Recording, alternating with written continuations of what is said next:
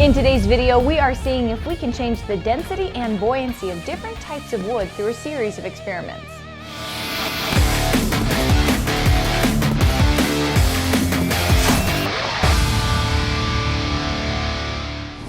Wood has been used for its buoyancy for tens of thousands of years. I think probably since the first person realized that a log that fell into a lake wasn't sinking, they thought, hey, we could probably use that for something. It's very well known for it. And there are lots of different types of wood. They have very different densities, colors, many different properties. However, today we want to play around with that a little bit. Here's the basic idea. We've got 3 types of wood, 2 that float and 1 that sinks. Using heat and pressure, we're going to see if we can change the density so that the sinking wood might float and the floating wood might sink. Lignum vitae is a type of wood and it's among the most dense in the world. It has a really tight grain. There's not much space between the fibers, and perhaps most interestingly, it sinks. This wood, unlike most other types, is more dense than water, and so you drop it into water, it just falls right to the bottom. This isn't a piece of wood that's been in a bog or a lake for 5,000 years and has had water soak into all of the fibers or anything. This is a new piece. I just cut it off of this block. That's just how dense this kind of wood is. It's so dense that people actually used to use it for clockwork pieces, things like that. And it also actually will sort of self-lubricate, which makes it very nice for those sorts of things. It's also been used, my favorite, for guitar fretboards. Another type of wood that we've got today, this is basswood. Much lighter. As most wood does, it floats. Last but not least, we have got a strip of balsa. Now, you guys have probably seen us use balsa in the past. It is so soft that even with a glove on, I can just scrape that and dent it with my fingernail. Balsa wood is so light and full of air that honestly, it's not very strong. You can snap it apart really easily. It carves really easily as well, which is one of the things it's used for, is sort of learning how to carve wood. You split it all the way down just with that. Yeah. It is incredibly fragile. So we want to do some experiments. We want to see if it's possible to maybe make the floating wood sink and the sinking wood float. What's that going to take? We've got several different things that we want to try. So there's a few tests that I want to try, but simplest is I was actually researching this a lot, and one of the things that I saw on, of all things, aquarium forums is that people who are trying to waterscape their aquariums for fish, for plant life, things like that, is they actually take the pieces of wood that they want at the bottom of their tank and they boil it. Apparently boiling it is going to help sort of let the water soak into it so it will sink more easily. I know that boiling wood can sort of open up the fibers and make it a lot more spongy. There are some really cool optical illusion type things you can do that involve boiling wood, compressing it, and then fitting a ring over it or fitting it inside a cage, and then you just reboil it and it takes its shape back. So making it softer with the hot water could make it so that water can get inside the wood more easily. Other people were even saying just take the piece of wood that you've got, weigh it down, and it can take a few months for it to actually settle on the bottom of the tank on its own. So I'm not sure if boiling is going to work in one day. So there are a few other things we might try after that.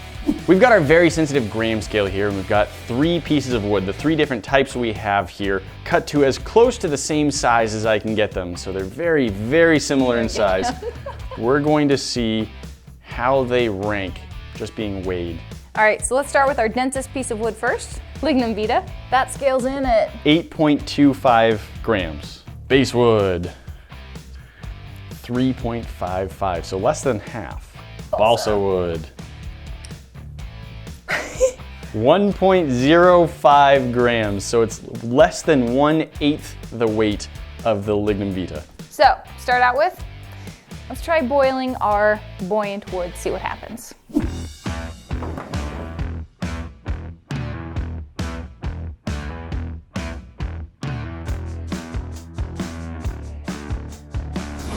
So there actually already is this oily residue that's coming off the Lignum vitae.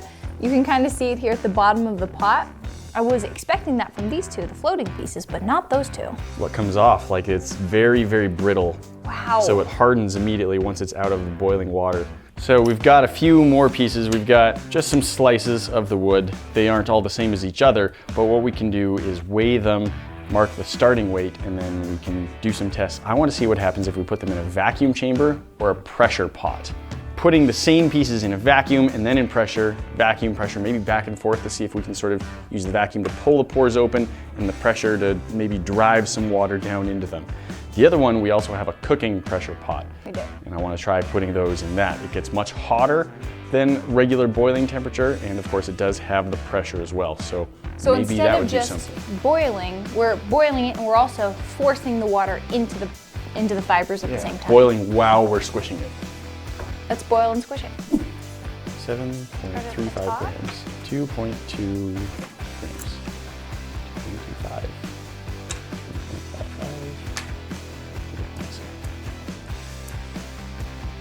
You can actually see that our pieces of wood are slowly starting to sink down a little bit.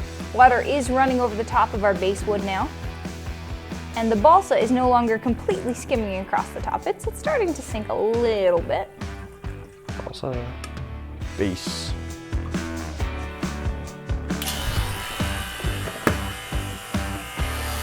Ooh, the wood is bubbling.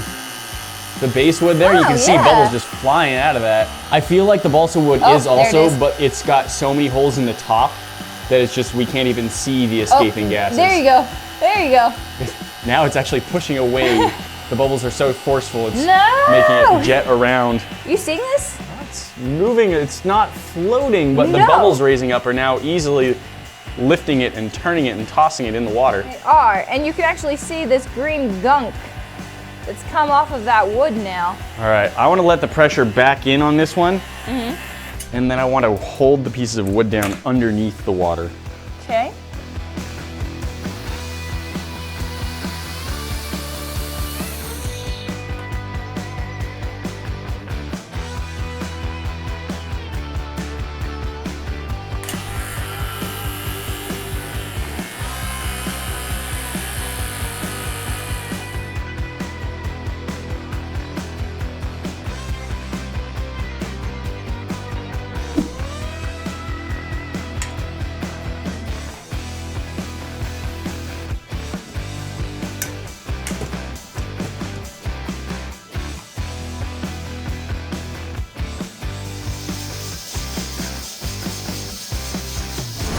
At this point, we've run the vacuum chamber through probably 5 cycles of pulling out all of the air and then slowly letting the air back in. So we want to see if anything has changed, if the weight is different on these pieces of wood, and if they're floating or sinking differently.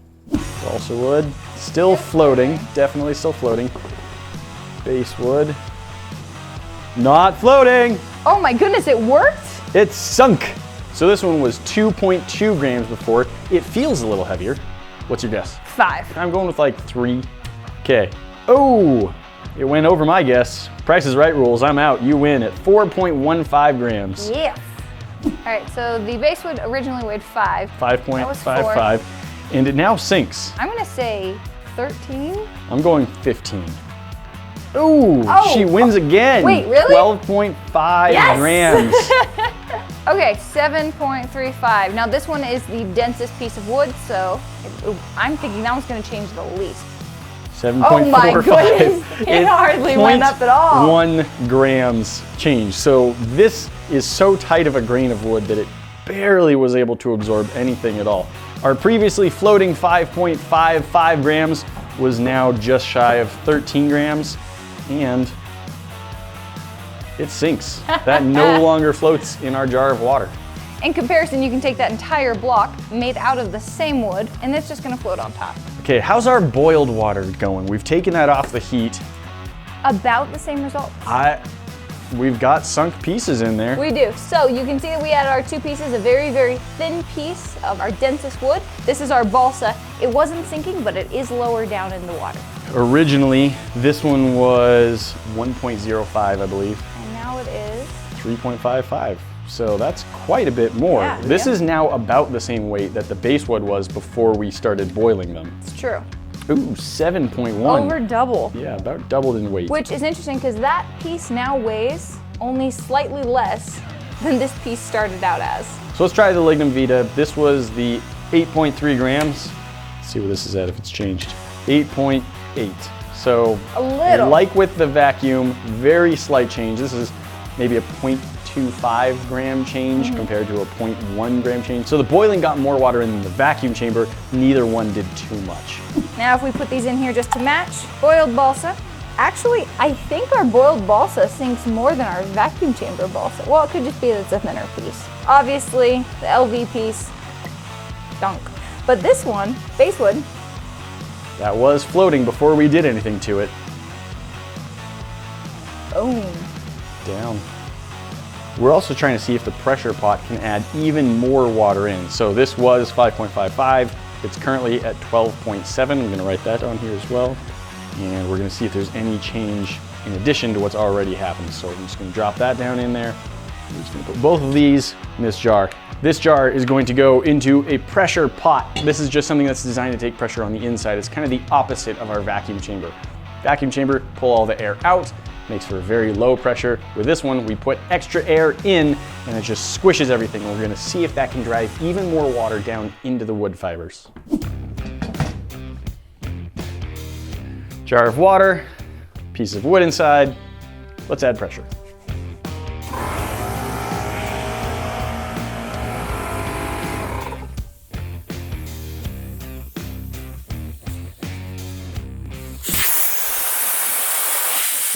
Safety valve popped open, scared me a little bit.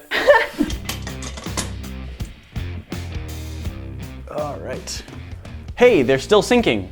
That would have been very confusing if they had started floating. Would indeed. Let's see, this doesn't feel much different to me. So All right. 12.7 before, Okay. 12.8. All right. So we drove a little bit more water in, and it's possible that if we alternated between the pressure chamber and the vacuum chamber and the pressure chamber and the vacuum chamber, we could keep driving liquid more and more down into it, but that was such a small change. It's true. 7.4. No measurable change on the lignum vita wood. We also wanted to try other methods. So cutting this off flat, finding the biggest drill bit I can that doesn't go past the edges of it and just drill out, making just a hollow piece of the wood to see if we can cut out enough of it that it will float. Okay, we've removed quite a bit. I could still go a little farther in if I needed to, but let's see if this is floating yet. Well, Oh, just barely. Wow. Just barely. but you did it. It floats. I don't think it could hold any passengers. Hmm. Oh good, that worked. Little tiny balsa wood passenger.